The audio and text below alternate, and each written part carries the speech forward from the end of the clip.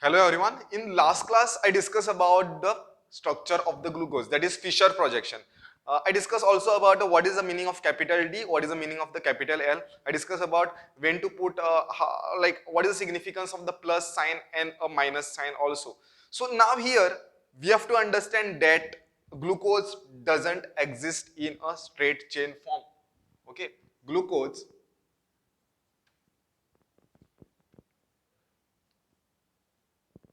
does not exist in straight chain form, okay, in nature. It is cyclic. It is cyclic in nature. So before we go into the cyclic nature of the structure, let us learn one reaction. Okay, that reaction is what we studied in a chapter aldehydes, ketones, and the carboxylic acid. So if we take the aldehyde, if we take the carbonyl, okay, I am taking a carbonyl like this. This is a carbonyl, and I am reacting a alcohol with it. Okay, this is some carbonyl. Depending upon the groups attached to it, it will be aldehyde or a ketone. So if this is the case, then what will happen is that this oxygen is attacked on this carbon is electron deficient. In short, what I'll show you is finally what we are going to get this type of compound, means one OH and OR. Now what do we call for this? Okay, we call this to be a hemiacetal. Now what is the meaning of hemiacetal? Having a OH and OR group. Having, what is hemiacetal? Having OH and OR group on same carbon, on same carbon. This is what the meaning of the hemiacetal is. Now I'll draw the structure of the glucose. And let us understand this reaction, same type of reaction happening into the glucose structure. Now how to write a glucose structure? Again, draw a straight line, put one aldehyde group over here. Okay, I'll keep some space because I need to show one reaction. And this is CH2OH. Okay, put 4 bonds in between, 1, 2, 3, 4. This is actually a Fischer projection. There are 3 OH on a right side, OH, H, OH, and OH over here. This is H, H, OH, and H. Now this is a D glucose. Okay, I will write this to be a D plus glucose. I'm writing this D plus glucose, means OH is on the right side. I have taken this. I will change this aldehyde to this form. This is C double bond OH. Now, what was happening in that reaction where the alcohol was reacting with the alcohol part? Okay, this part, the ROH, was attacking what? It was attacking a carbonyl, right? It was attacking a carbonyl, and you were getting a hemiacetal, right? There was a formation of the hemiacetal. In same thing, what I can show is that I can show this attack over here on this carbon. This is going to move, and we will get a certain type of a cyclic structure. Okay, certain type of cyclic structure. Here this is the first carbon I am putting, then I'll directly put this CH2OH. You have to be very careful while drawing this structure, cyclic structure. And 1, 2, 3, 4. Now what happened on this?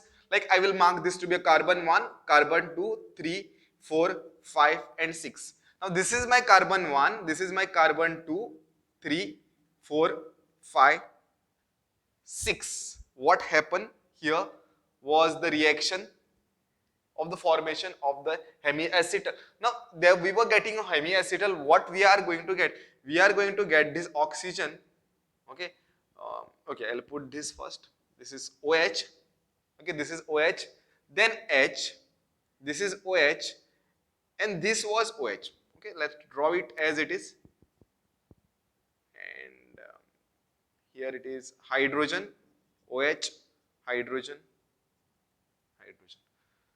Since it has reacted, since it has attacked this carbon, I will show one cyclic form. I will show one cyclic form like this oxygen.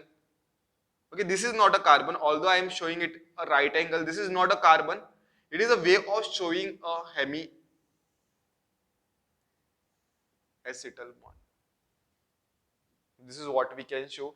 Now, one of the OH, like in that case, we were getting one compound to be OR and other was OH.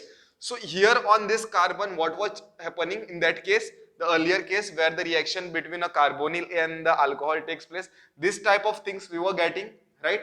So here there is a formation of one OH and other is OR, isn't it? So OH part is this and the OR part is this. This is the OR part. OR part. Okay. 1, 2. And the other is hydrogen. This is the hydrogen. Other side it will be a hydrogen which I am showing. This is my carbon 1. This is clear. So this is what is happening. This is what the cyclic structure of the glucose. Now, since this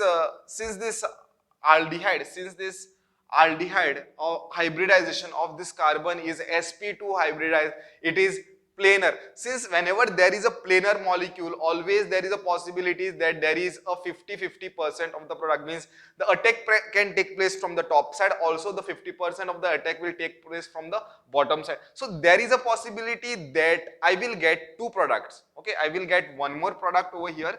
What I will do is, I just took extra space for this. I will draw the structure again. So that I can occupy all the space. I can draw two structures over here. Means this was my carbon 1. It was a carbonyl. I'll just mark this to be a carbon 1. I'll not write anything. That is of the aldehyde. Then this is CH2OH. In between 1, 2, 3, 4. Okay. This is OH. This is H. This is OH. Then this is hemiacetal. Okay. Here it is H, OH, H, and here it is OH, and here it is H. This type of structure you are going to get. This is a cyclic structure, and this will be a 50%. Okay, here there will be 50% of this product, and other thing you are going to get it to be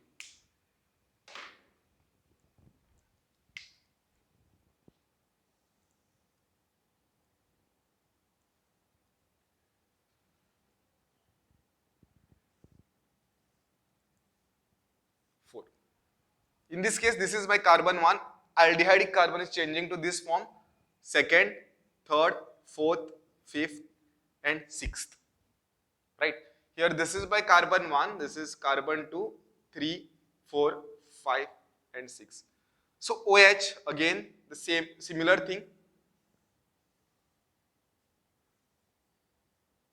This is OH, H, OH, H, OH, H. Now in this case, in this structure, you can see that OH is on the right side. In this case, I will write one of the OH on the left side, and inside I will write the hydrogen. This is my carbon 1, carbon 2, 3, 4, 5, and the 6th carbon. These are the two positive. These both the structures are same. The length and breadth it will be different, but both the structures are same. The only change is at the carbon 1. Okay, only change is at the carbon 1. Here OH is on the right side, here OH is on the left side. So this is called as, when OH is on the right side, this the change in configuration when OH in a carbon 1, right, this is a carbon 1, it is called as alpha D plus glucose. Okay, and here OH is on the left side. I will write this to be a beta D plus glucose.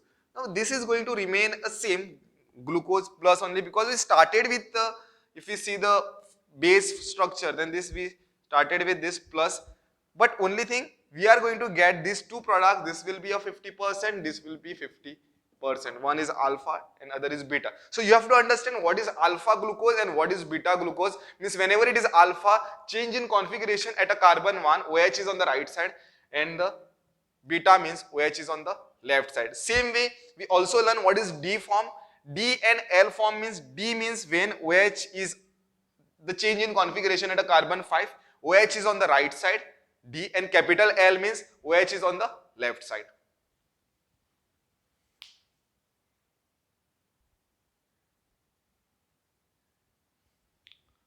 Now over here alpha, right, we are writing this alpha and beta. Now whenever alpha is on the right side, I am writing it to be a alpha. Whenever OH is on the right side, I write it to be alpha, and when OH is on carbon 1 is on left side, I'll write that to be a beta. This is true only when it is a D form. When it is a D form, then only it is true. For a L form, it will be opposite. It will be vice versa. For L form, alpha will be when OH is on the left side and beta will be when OH on the right side. And this is the conventions you have to remember. In next lecture, we are going to learn about the Haworth projection, means actual cyclic structure. So I'll end this class over here. See you in the next lecture. Thank you.